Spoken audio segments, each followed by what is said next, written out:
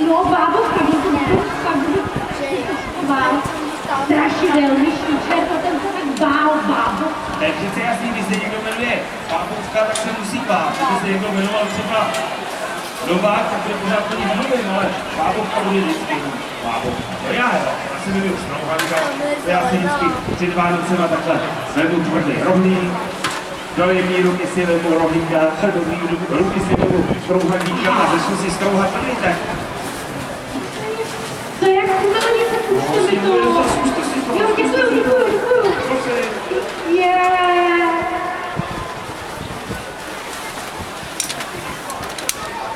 Opravdu je to jako sníh.